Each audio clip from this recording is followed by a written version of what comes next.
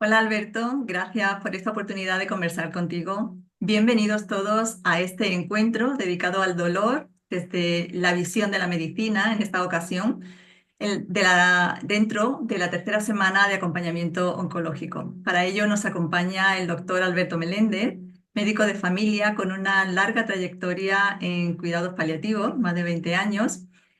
En la actualidad forma parte de la unidad de medicina paliativa de la OSI Araba. Bienvenido, Alberto. ¿Por Muchas qué, gracias. por qué este título? Cuéntanos. ¿Vivir duele?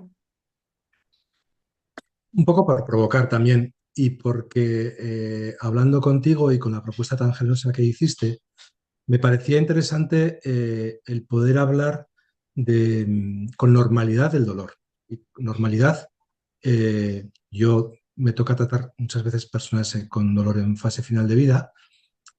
Hay personas con dolor crónico que lo pasan muy mal, pero quería hablar de cómo se aborda eso y de los dolores que todos tenemos y diferenciar dolor de sufrimiento. Entonces, bueno, la parte más biológica o más física del dolor, por supuesto, está presente, pero quería también hablar un poco del dolor como implicación social, emocional y personal. Ujú. Y A ver habla, si consigo explicarme. Por eso te pedí, perdón, por eso te pedí ayuda en cuanto a que me lanzases tus preguntas, porque creo que va a ser mucho más fluido que si dejáis que yo me enrolle. seguro que todo lo que nos cuentas es muy interesante. Y bueno, como parte de las personas que han sufrido dolor crónico, quería saber tu visión acerca como de esa esperanza que le podemos dar a las personas, es decir, ¿crónico es para siempre o tiene fin? ¿O cuáles son las dificultades que os encontráis para mitigar ese dolor? Por lo que te entiendo, y sin haber hablado mucho contigo, creo que eres tú más experta que yo en esto de si el dolor crónico es algo para siempre.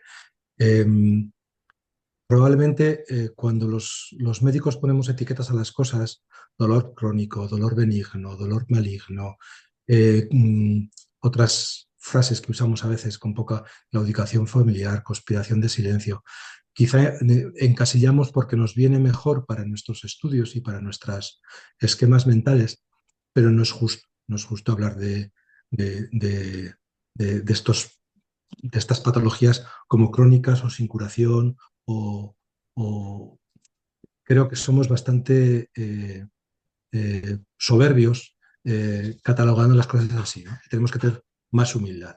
Yo, como decías antes, llevo muchos años, eso el único, eh, la única cosa que puedo aportar es mi vejez o mi madurez y, y no lo digo como frase hecha, pero cada vez soy más cauto a la hora de poder catalogar algo como crónico, como benigno, como maligno. O sea, creo que sabemos muy poquito y tenemos que ser más humildes en general, los profesionales. Ujú. ¿Y sientes quizá que esté relacionado con el daño o con la repercusión que tenga ese dolor dentro del organismo o tiene más peso el umbral que la persona perciba de dolor? Jo, es que lo que dices es muy interesante, Ana, porque lo que hoy sabemos es que el dolor es una decisión del cerebro. Es una decisión de la parte más cortical, más decisoria de nuestro organismo, que decide si esa señal de alarma que percibe la va a lanzar como dolor y eso va a tener una repercusión en la persona. Por eso, no todas am, a igualdad de daño corporal, el dolor que experimenta una misma persona, y por supuesto personas distintas, es totalmente diferente porque depende mucho de las circunstancias. Mira, aquí tengo un cuadro, con permiso, te lo voy a compartir, a ver si sé manejar esto.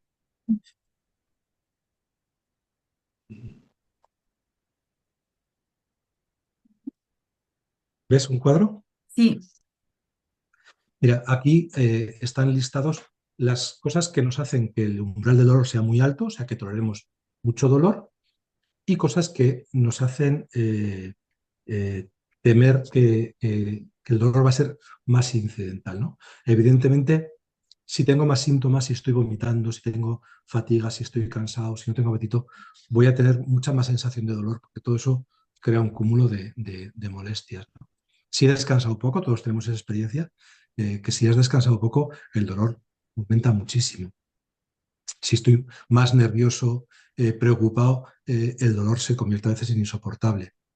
Si tengo mucho miedo a lo que me va a pasar, eh, eh, si estoy muy triste. eh, en cambio, si me estoy divirtiendo, tolero más ciertos empujones, ciertas molestias que en otras ocasiones, si me pisan un pie jugando un partido de balonmano, que yo jugaba balonmano, pues lo tolera sin problemas. Si me pesan el pie a lo mejor en el autobús o en el metro un día que voy muy cansado, que he dormido poco, que estoy con mucho miedo porque voy a hacerme una prueba, pues me va a doler mucho, ¿no? El problema de enfocar las cosas así, y es una cosa que tenemos que explicar bien los profesionales, es que no significa que cuando a mí me pisan y estoy en el preocupado y triste y he dormido poco, estoy fingiendo más dolor. Estoy sintiendo más dolor. O sea, el dolor es una decisión del cerebro que responde a muchas cosas, pero no es que yo me invente el dolor. Eh, Como os decía, un dolor de parto, por ejemplo, yo evidentemente no lo he experimentado, eh, cuando el dolor esos mismos dolores se producen para parir un niño fallecido, como a veces pasa, o en otras patologías, se soporta muchísimo peor. Aquí tenéis a un señor que está esperando en una sala de espera y porque no se ve lo que tiene. Todo el mundo a su alrededor puede estar muy agobiado, pero él realmente no sufre dolor. Yo soy de Pamplona y el día del chupinazo en Pamplona te pueden apretar cuatro australianos de 2,40 por 2,40 en el chupinazo y aparte de la posible ingesta alcohólica, que en mi caso, bueno, lo voy a comentar, no, no notas tanto dolor, porque digamos que estás a otra cosa, ¿no? O yo qué sé, ya sabéis cómo son los futbolistas de exagerados, pues luego cuando meten un gol tumban siete encima y no parece que les pasa nada, ¿no? Por tanto, también es cierto que, como decía el Perich, eh, existen dos tipos de dolor. El del otro que siempre es exagerado y el mío propio que siempre es insoportable, ¿no? Lo que quiero decir con esto es que al final el dolor es una sensación subjetiva, es una respuesta cognitiva de las señales que recibe el cerebro y el cerebro va a decidir si es dolor o no es dolor. Por tanto, el miedo, la insatisfacción, la ansiedad, la falta de descanso, eh, van a hacer que nuestros dolores sean mucho mayores. El problema es que generalmente, en vez de ir a tratar estos factores, a veces los médicos, la medicina, tratamos con fármacos y nos da igual si usted ha descansado poco o si está preocupado o si está solo o lo que sea, ¿no? Entonces, creo que lo importante es cambiar esa visión y saber que el dolor no es tanto una respuesta automática de unos receptores que mandan una señal y ya está, ¿no? Que sería como un interruptor, sino que es algo muchísimo más complejo eh, por el que se puede incidir de otras formas. No sé Ujú. si me he explicado bien. Sí, sí, sí, sí, totalmente. Y en cuanto a esto también que comenta, hay personas, por ejemplo, que casi prefieren como aguantar el dolor por no sufrir como muchos efectos secundarios. Entonces, ¿dónde estaría ahí ese equilibrio? ¿Hay que aguantar el dolor? Ahí hablamos de significado, ¿no? Cada persona da a sus síntomas un significado, ¿no? Hay gente que prefiere tener algo de dolor eh, que estar adormilado o con náuseas o, o con miedo, porque a veces es el miedo a fármacos opioides o lo que sea, ¿no? Hay gente, en cambio, que cada vez que aparece el dolor le recuerda la patología que tiene y le produce mucha ansiedad y mucho disconfort. Em, los anglosajones eh, hablan de, cuando hablan de alguien con dolor, dicen to be in pain. O sea, me hace gracia porque quizá para ellos no tenga mayor significado, pero cuando uno lo traduce literalmente del inglés al español es como estar en dolor, ¿no? O sea, y yo percibo o me imagino lo que tiene que ser estar en dolor. Que tu vida gira en torno al dolor. Y a veces también, parece que estoy un poco muy autocrítico, pero a veces los médicos, con esto que hacemos de no cuénteme y tienes que escribir cada vez que tomas un rescate para el dolor y contarme cuántas veces tienes dolor al día, tal, pues hacemos que la vida de la persona gire alrededor del dolor, ¿no? Y el dolor se convierte en el eje de la persona. No, no me atrevo a quedar con alguien porque a lo mejor si me duele no voy a estar conmigo.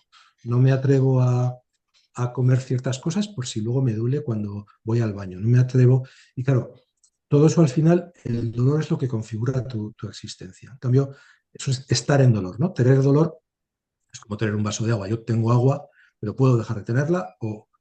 Entonces, me parece que estar en dolor define mucho más esta sensación tan terrible, ¿no? Sí, define completamente tu vida y a veces es incapacitante totalmente. O sea, es que es el centro de tu vida, no, no puede estar de otra forma porque lo ocupa todo, ¿no? Tiene todo, como toda tu atención. Y, y a veces cuando empiezas a intentar eh, como relajar, ¿no? Porque el dolor contrae, cuando intentas empezar a relajar o digamos que hay un punto en el que el dolor es más intenso o lo sientes más hasta que luego si te quedas ahí, sí puede como diluirse un poco porque llevas tu atención a otro lado. Em, ¿Crees que el dolor tiene algún sentido en nuestra vida? A ver, el dolor originalmente, por supuesto que tiene sentido. El dolor tiene el sentido de ser una alarma para, para avisarnos de que algo no está yendo bien. Ujú. Por ejemplo, hay personas con una paraplegia que tienen desde la cintura para abajo no tienen capacidad de sentir ni mover.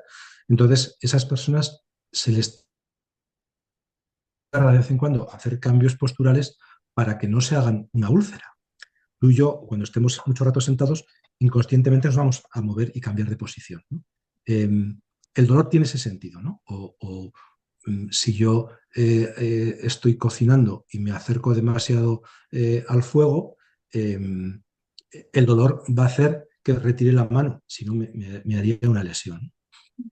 El problema es, en algunos casos de dolor crónico, cuando hacemos que esa alarma de dolor salte cuando no es necesario que salte.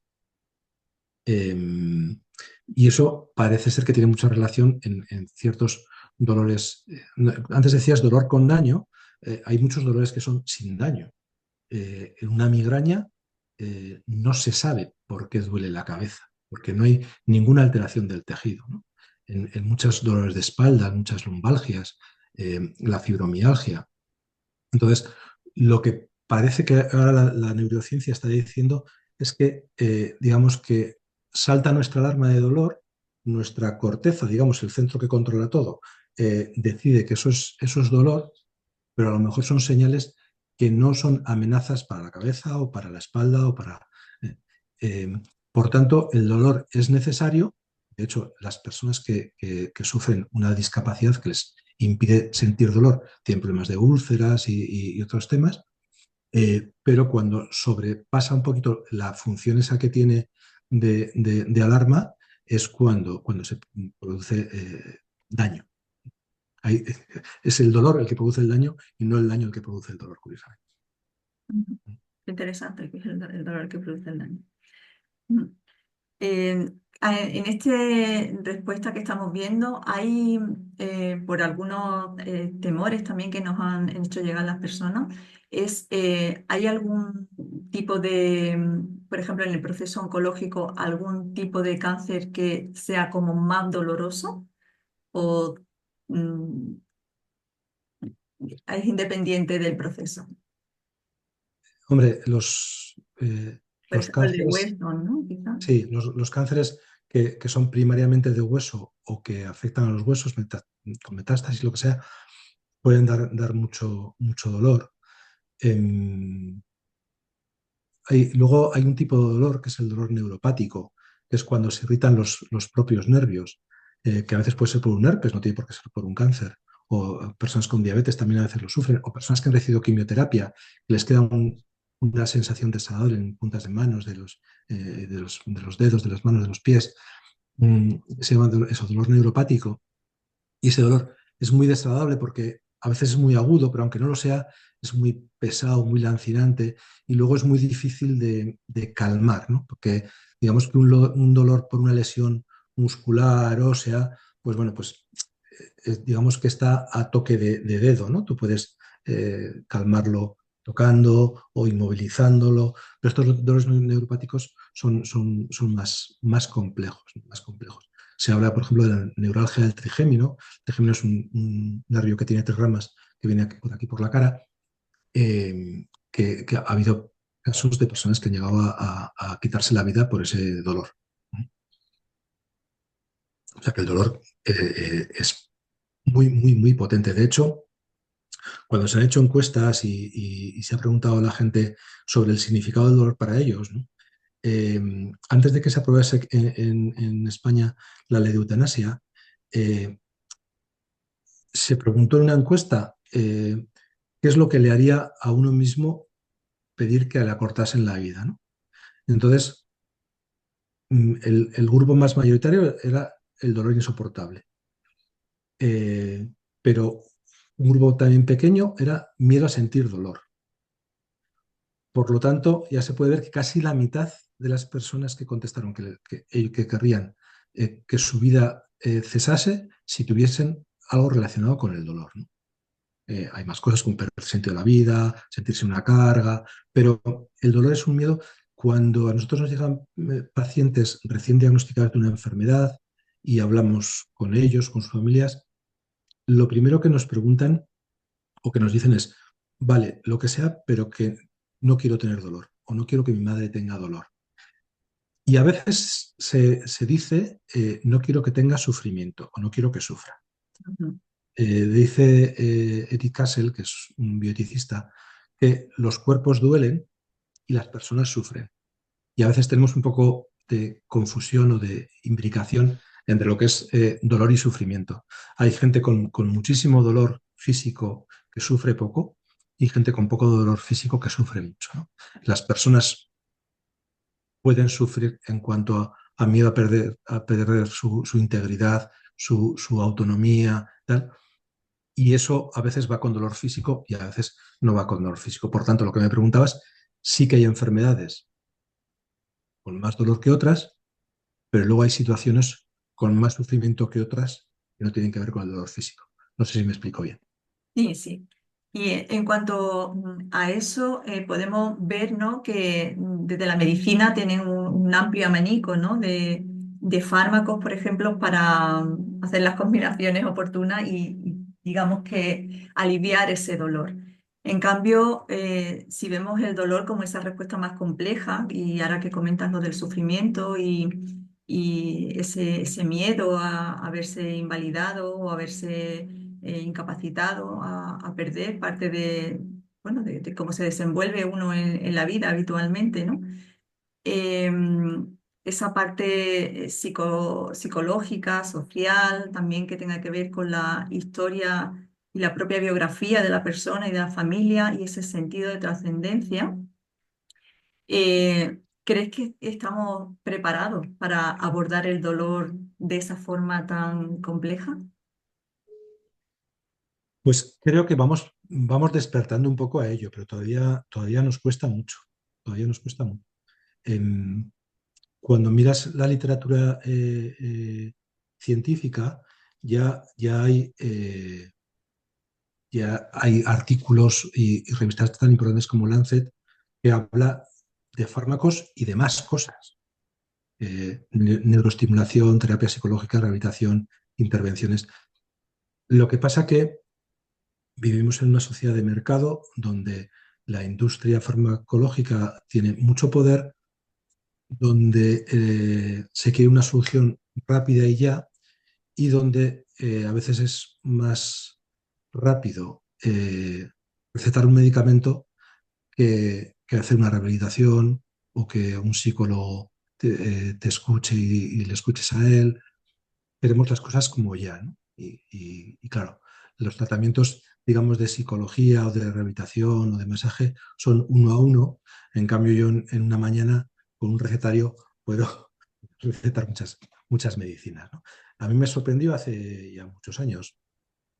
Tuve la oportunidad de rotar en el MD Anderson de Houston, donde está la oncología más potente, también los cuidados paliativos más potentes. Y tiene un espacio en el mismo hospital, el mismo MD Anderson de Houston, un espacio que se llama, está muy mal hecha la foto, la hice con un teléfono, esto es en el 2010 o así, eh, un espacio de bienestar, y es un sitio donde hacen medicina integrativa, donde hay masaje, hay acupuntura, hay musicoterapia. Pero posteriormente estuvimos también viendo cómo funcionaba esto en Canadá, cómo funcionaban los paliativos en Canadá. El sistema canadiense de sanidad no es muy distinto al nuestro, el norteamericano sí, el canadiense, o sea, el estadounidense sí, el canadiense es menos. Eh, y esto era un hospital normal, como puede ser el hospital donde trabajo yo, eh, y un carro, igual que se ve un carro de medicación, aquí había un carro de musicoterapia, ¿no? El musicoterapeuta o la musicoterapeuta pasaba por las habitaciones, ¿no? Poco a poco estamos viendo musicoterapeutas en las residencias de ancianos. eh, Quizá pronto las podamos ver en la hospitalización normal, en algunos otros sitios de costa que sí, en unidades de cuidados intensivos. Creo que volver a la idea esta que lanzaba Lancet, que hay más cosas que los fármacos para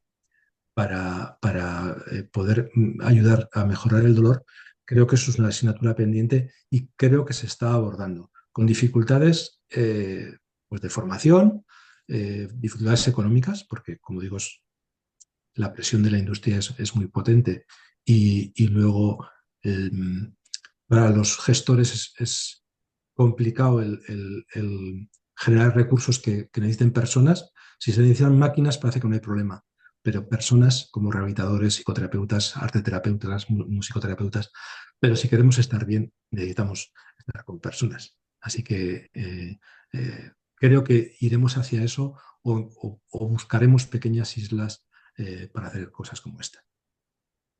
Sí, parece que tal como ahora mismo está montado el sistema va a costar mucho, pero yo también tengo la esperanza y lo veo, ¿no? Que ya hay muchas cosas como cuentan que se están empezando a hacer, grandes, en realidad grandes pasos que se están dando y que ese es el camino. Siento que vamos en buen camino. No sé si nosotros lo veremos, pero bueno, son semillas que se quedan Y ahí. sobre todo, Ana, que a mí, como te dije, a mí esto del online no me gusta demasiado, tal, pero sí que estas tecnologías, que las podemos criticar lo que queramos, han conseguido democratizar la información, el hacer que personas motivadas como tú pueden hacer esta jornada de éxito que llegue a mucha gente, que ya el ciudadano no es paciente pasivo, ¿no? Ya no es una persona que recibe órdenes y ya está, sino que busca, que se informa, que quiere saber.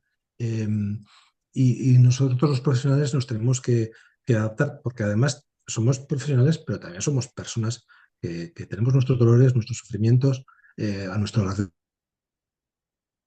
Entonces estamos todos en el mismo barco, nos guste o no nos guste, ¿no? Entonces, bueno, pues creo que juntos podemos encontrar mejor alivio, la comunidad también como fuente potente de alivio, el, el que seamos todos juntos los que hagamos un proyecto de vida. Mi proyecto de vida es independiente, pero no tendría sentido sin la comunidad en la que vivo, ¿no? Bueno, pues poco a poco ir sorteando estas dificultades, y a veces el dolor es una dificultad muy, muy grave, pero solo con fármacos, desde luego, no lo vamos a calmar. Sí, bueno, aquí has comentado algo acerca de la formación que vamos a tocar en un momentito, pero quería irme antes a otra cosa que has comentado acerca del sufrimiento, ¿no? Cuando comentan los familiares, no quiero que mi ser querido sufra. Y volviendo a eso que has comentado cuando te hablan de que no quieren que su familiar sufra, cuando hemos hecho las preguntas en torno a qué les inquietaba, había mucho respecto a eso, en cuanto a quizás no saber muy bien qué hacer con nuestro propio dolor y nuestro propio sufrimiento cuando tenemos delante el sufrimiento de un ser querido. Y muchas veces, no sé, quizá porque no tenemos como herramientas o sentimos que no tenemos los recursos para quedarnos ahí, lo que nos sale instintivamente es querer sacarlo, ¿no? Querer sacar de ahí, nos cuesta mucho quedarnos delante y sostener su sufrimiento o su dolor. En tu experiencia, ¿qué crees que podríamos decirle a estos familiares que sufren de ver a su ser querido así? Yo creo que hemos perdido el sentido de acompañar. Por eso me encanta tanto que hagas esta jornada, ¿no? Eh, a mí todavía me cuesta mucho trabajo, saber que acompañar a veces es suficiente y estar y que el otro sepa que estás. Estamos en la sociedad del hacer y los médicos muchísimo, ¿no? La medicina, hacer, hacer, hacer. Y, y a veces hay que estar y callar, ser compasivo, empático, mm, y cuando toca reír, reír y cuando toca llorar, llorar. Y eso no- quizá también porque como también creo que decías o te he entendido, quizá no hemos trabajado tampoco nuestros propios sufrimientos, ¿no? Hay veces que el familiar, el hijo, la hija, te dice, es que no puedo verla así. Y dices, "Ya, pero entonces, ¿cómo es ese así? ¿Es ese así que ves en la otra persona o el que te reflejas tú? Porque al final me estás hablando de lo que a ti te está pasando, ¿no? Eh, Creo que estamos en una sociedad en la que todo tiene que ser perfecto, maravilloso y de sonrisa profiden. Entonces, todo lo que se escapa de eso y de la inmediatez nos cuestiona y es mejor no verlo, ¿no? Con la muerte pasa un poco lo mismo. O sea, eh, ahora mismo, si se muere tu familiar, lo que te recomiendan el amigo de cabecera es, nada, venga, pues ya está. Cuanto antes a trabajar, mejor. Además, hasta uno mismo se lo dice a sí mismo. No, no, ya sé que se murió el viernes, pero yo creo que es mejor que cuanto antes, a ver, que tenemos que vivir las cosas, ¿no? Entonces, acompañarse, dejarnos ser acompañados. Bueno, pues es quizá lo que más cuesta en torno al sufrimiento, ¿no? Eh, Fíjate, en ese sentido, a veces, cuando reflexionaba estos días sobre lo que te podía contar hoy, hay veces que personas que tienen muchas dificultades para expresar sufrimiento, lo que hacen es expresar dolor. Porque si yo tengo un cáncer de pulmón, probablemente, si te digo que estoy asustado, que no sé qué va a pasar, que todo mi proyecto vital se va al garete, tal, no me vas, o sea, no te va a ser cómodo escucharme. En cambio, si digo que tengo dolor y puedo llorar de dolor, me vas a entender mejor o me vas a aceptar que lo hagan. Si lloro porque no pasa nada, o sea, es muy típico encontrarte con alguien por la calle y ¿qué tal? Jo, pues no sé, tengo a mi madre con un cáncer de pulmón, con metástasis cerebrales. Bueno, no, que todo va a ir bien. Joder, que que todo va a ir bien. No. Eh, pero si lloro de dolor, si es que tengo mucho dolor. Entonces, a veces vemos en personas que las tratamos usando fármacos para el dolor físico y cuando ingresan unos días, cuando vemos unos días en consulta o en domicilio, acabamos bajando medicación porque te das cuenta que no ese es el problema. Lo que pasa es que le es más fácil y se siente menos culpable si expresa dolor físico que si expresa miedo por ser una carga, miedo por dejar de trabajar o ganas de dejar de existir. Entonces, expresa dolor y es más entendible. No sé si me explico bien, la verdad que son cosas complejas. Sí, quizá porque pueda parecer como más tangible, como más, no sé, porque Y quizá más, abrirnos a expresar nuestro propio sufrimiento, quizás también sentimos como que incomoda al otro o que lo hace, le acerca a su propio sufrimiento también, ¿no? pero incomoda al otro cuando el otro siente la necesidad de solucionarlo. Digamos que yo me siento muy, muy, muy mal cuando si hablo contigo, creo que me estás contando tus problemas y cae en mí como la responsabilidad de resolverlos. Y a lo mejor tú solo quieres contármelos, tú solo quieres expresarlos y necesitas a alguien de confianza para hacerlo. Entonces, digamos que cuando encuentras a esa persona que te deja entrar, que te abre un poco la puerta sin juzgar hombre, si hay algo que puede echar una mano, hacerlo, pero sin ser Superman ni Superwoman, sino simplemente, bueno, pues uno se queda mejor. ¿Cuántas veces hemos tenido esa sensación? ¿No? Jo, ya hablo contigo y ya me quedo mucho más tranquilo. Pues ya está, pues ya está, ¿no? Acompañar es algo que nos está costando mucho aceptar. Sí, sí, está relacionado con eso, como em, esa ansiedad o ese miedo que sienten quizás porque sientan como que tienen que solucionarlo, pero claro, cuando es el fin, en el caso de los procesos de fin de vida, no es como quizás se pueda llevar mejor o tolerar mejor un dolor que tiene un fin, que es como un proceso, como, pues, no sé. Me he partido un brazo, me han operado, me han escayolado y eso es un proceso, eso va a durar unos meses y ya. Pero cuando es el fin, ¿cómo consuela, ¿no? ¿Cómo acompaña? ¿Qué dices ahí? Jo, pues mira, hoy he tenido una conversación, hemos tenido una conversación súper bonita de una señora que nos decía, bueno, pues ahora como no puedo dormir por un dolor además, ¿eh? Como no puedo dormir mucho, le doy vueltas y digo, bueno, pues he tenido de todo en la vida, cosas malas y cosas buenas, pero mucho más cosas buenas que malas. Entonces, bueno, nosotros lo que intentamos es que el dolor de esta mujer sea lo menor posible para que descanse, para que lo tolere mejor, para que pueda se relacionar con sus hijos y para que haga ese proceso que está haciendo tan bonito, ¿no? De mirar para atrás bueno, aceptar lo que ha habido, dar gracias por lo bueno, eh, cerrar pequeños asuntos e irse. Pero claro, es una mujer de 90 años, 89, 90 años.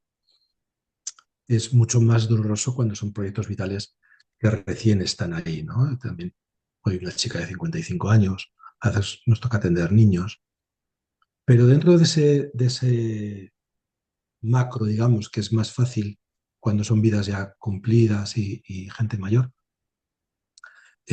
encontramos de todo. Gente con 100 años que se agarra a la vida de una forma bestial, que no hace ese soltar, que no puede hacerlo, digo que sea. Y gente muy joven, incluso niños, que nos enseñan, que nos dan pautas de cómo hacerlo. Eh, bueno, pues un misterio, es un misterio, un misterio. Por eso vuelvo para atrás y digo, por eso tenemos que ser tan humildes, los profesionales sanitarios y los que nos acercamos a la gente que sufre, porque no tenemos ni idea. Lo importante también es el validar el dolor y el sufrimiento, ¿no? Es como, alguna vez escuché que el experto es quien tiene la experiencia, ¿no? Y como decías antes, el dolor no lo inventamos, ¿no? Si digo que duele, quizá no tiene una causa, no tiene un sentido, no se encuentra, pero hay algo que está llevando una señal de alarma directamente, ¿no? Pues, Y no hay nada más terrible que alguien que se siente minusvalorado o no creído, ¿no? Un niño que se cae en el parque puede estar llorando mucho y va corriendo, se levanta el pantalón y le enseña la herida o el rasponazo o lo que sea a su madre.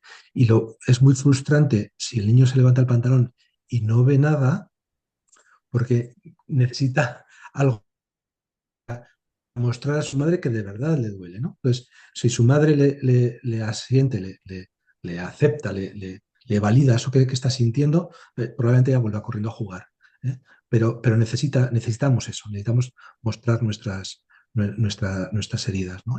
Y por eso es tan importante cuando los profesionales hablamos de factores condicionantes, factores atenuantes, tal, eh, tener muy claro que no podemos transmitir la idea al paciente que el dolor es porque es muy exagerado o porque se lo está inventando de alguna forma, porque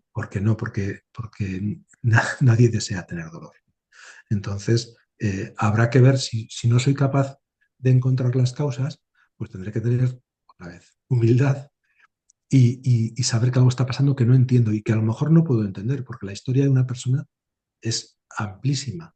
Pero por lo menos, si tengo claro que las causas de dolor abarcan muchísimo más que un receptor, una vía, una señal, unos neurotransmisores, si soy capaz de entender que hay una cosa que no te he contado, no les he contado a ustedes, que se llama dolor total, que te voy a buscar aquí, que lo definió Cecily Sanders hace unos años, pues cuando lo que esta mujer vio es que cuando hay muchos síntomas aparte del dolor, cuando hay dependencia de otras personas, cuando hay estigmas, cuando tienes, por ejemplo, los tumores de cabeza y cuello, que hay mucho estigma facial que te da pudor salir a la calle, cuando hay depresión, ansiedad, cuando la evolución de la enfermedad ha sido muy brusca y no ha dado tiempo a asimilarla, o al revés, cuando es tremendamente lenta, cuando piensas que ha habido errores en el diagnóstico, estás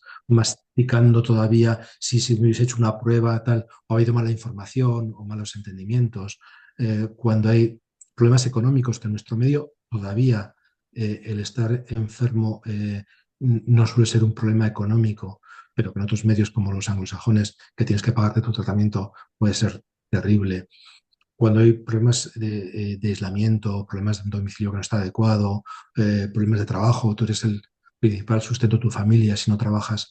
Eso es lo que llamamos Cecilia Sanders el dolor total, ¿no?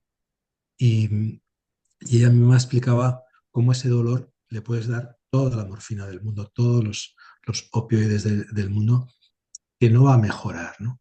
Y esto que para un profesional médico cuadriculado es frustrante, nos abre otro campo infinito, que es pues el de otras terapias, el de otras estrategias, el de otras habilidades que tenemos que ir asimilando y aprendiendo o teniendo cerca compañeros que lo puedan hacer, porque desde luego pueden ayudar mucho a la gente.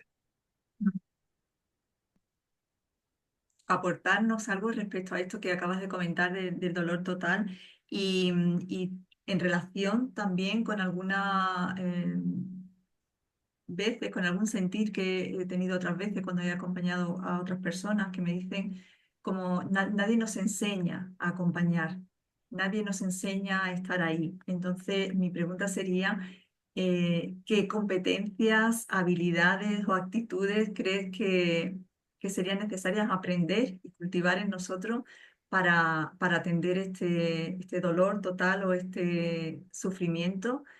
Y bueno, en relación a lo que hablabas antes también de la formación, ¿no? O sea, sería como básico que los profesionales no solo de la medicina, sino de otras áreas de la salud, pudieran tener desde los primeros cursos, ¿no? Como ciertas habilidades y competencias, no sé si a lo mejor comunicación o cómo. Y por otra parte también para, bueno, en definitiva para todos, porque en algún momento de nuestra vida, si no lo hemos sido ya, vamos a ser acompañados y acompañantes. Cuando has empezado a hablar de qué formación y tal, eh, yo creo que un poquito es avanzar hacia el pasado, un poquito volver a lo comunitario, a lo familiar. Evidentemente las familias no son lo mismo ahora que hace 30 años, 50 años, pero, pero antes la gente se acompañaba sin necesidad de asumir la responsabilidad de ser salvavidas y sin tener sensación de estar perdiendo el tiempo, ¿no? Ahora parece que si no haces algo es que estás perdiendo el tiempo. Entonces, digamos que tenemos que cuidar en comunidad, en familia. Esa es la primera parte. Los profesionales, pues evidentemente tenemos nuestra responsabilidad Eh, Fijaros, yo voy a hablar del mundo de los cuidados paliativos. Eh, Solo en la mitad de facultades de España existe la asignatura de cuidados paliativos. O sea, la mitad de los médicos de España salen a trabajar sin saber lo que son los cuidados paliativos. Digamos que nos enseñan en la facultad cómo se nace, cómo se madura, se envejece, qué enfermedades hay, pero la parte final se obvia, ¿no? Quizá porque alguien piensa que como los fármacos ahí no son lo más importante, o las técnicas, tienen menos glamour académico, ¿no? Entonces, evidentemente hay que formarse por ahí. Y dentro de esas habilidades, la comunicación. El problema de dar formación en comunicación es que a veces intentamos poner puertas o poner marcos a una cosa que debería ser mucho más natural. Yo no me comunico ahora igual que hace 20 años.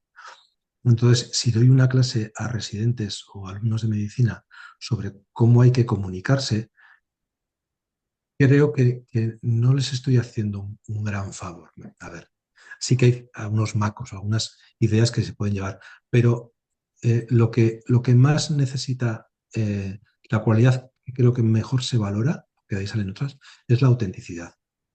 Entonces, hay veces que con la formación uno tiende Alberto me dijo que usase esta frase, o oí en una clase que era bueno coger de la mano. Entonces, qué cosa más ridícula que vaya alguien y te coja de la mano, sin más, ¿no? Sin que brote de él, ¿no? Entonces, creo que tenemos dos trabajos, uno hacia adentro de nosotros, ver quién es Alberto, cómo se relaciona con el sufrimiento, con el dolor, cómo se relaciona con la persona enferma, cómo se relaciona con su frustración por no poder curar. eh, y una vez que me conozco y sé lo que hay aquí dentro, o por lo menos parte, luego puedo acercarme al otro y ofrecerme desde ahí. Entonces, eh, probablemente sería más práctico si te hubiese dicho, pues un curso de 66 horas con no sé qué y tal, pero yo creo que tenemos que ser mucho más humildes y ir a la autenticidad, a lo normal. Yo nací en Madrid hace muchos años, enseguida me fui a vivir a Pamplona, en Pamplona y en Navarra me he criado y ahora viví unos años en Vitoria y ahora vivo en un pueblito de 150 habitantes. El tipo de relación que establece la gente en este pueblo, que está a 36 kilómetros de Vitoria, o sea que no es que está aislado, no tiene nada que ver, o tiene poco que ver con las relaciones que se establecen en la ciudad, ¿no? Eh, y pueblo pequeño, infierno grande, o sea que tampoco todo es maravilloso, pero sí que la gente se acompaña de otro. eh, los niños están acostumbrados a estar juntos a las edades. eh, eh, es otro nivel de relación que creo que estamos perdiendo. Entonces, yo creo que habría que volver para atrás en ese aspecto. Ahí es importante entonces el No sé autoconocimiento. si he contestado. Me temo que no, pero bueno, Sí, sí, en fundamental, definitiva el fundamental. autoconocimiento y desde ahí, desde donde, claro, cuando uno conoce cuáles son sus propias causas de sufrimiento, ¿no? Y qué le ayuda a él en eso, quizá tiene como una base, ¿no? Para acercarse al sufrimiento del otro. Pues muchas gracias, Alberto. Julio Gómez, Te invitaría a plantear sí, alguna reflexión. Cuéntame. no, te decía que dos reflexiones. Un compañero de Bilbao, pero muy majo, Julio Gómez, suele decir que no es posible acompañar a alguien a donde tú no te atreves a ir, ¿no? Entonces, si no has explorado tus miedos y tus dudas y tu incertidumbre, si no has tocado esas cosas, no vengas aquí a acompañar a las mías porque no vas a poder hacerlo. Y luego otro gran médico, Juan Gervas, que es un médico de familia, creo que es el médico que más publica en todas las revistas internacionales de alto impacto.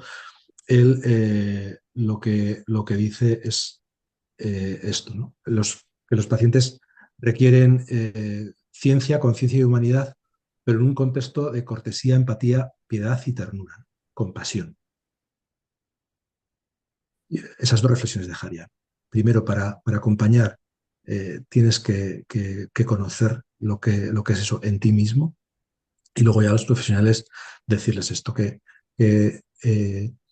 esa sapiencia, esa sabiduría sin compasión puede ser muy cruel, puede ser terriblemente cruel, al igual también que los buenos modales y tal, sin ciencia, puede ser superchería. Entonces hay que manejarse en los dos campos y eso es el privilegio que tenemos por ser profesionales sanitarios, así que desde la humildad eh, ahí tenemos que estar.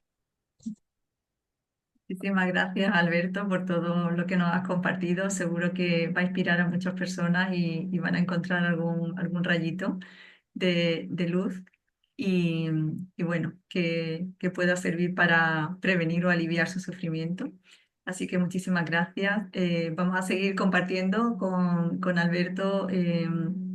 Pueden verlo en este canal de YouTube en directos, que los vamos a tener un poquito más tarde. Y bueno, si quieres decirnos algo para despedirnos. No, que muchas veces me he sentido muy cómodo, porque a mí lo de mirar a la cámara me cuesta trabajo. Eh, no sé si habré dado respuestas, quizá he abierto preguntas y bueno, pues yo agradecerte que hayas contado conmigo y bueno, me interesa mucho saber lo que los oyentes o escuchantes puedan aportar y a ver si puedo echar una mano. Gracias.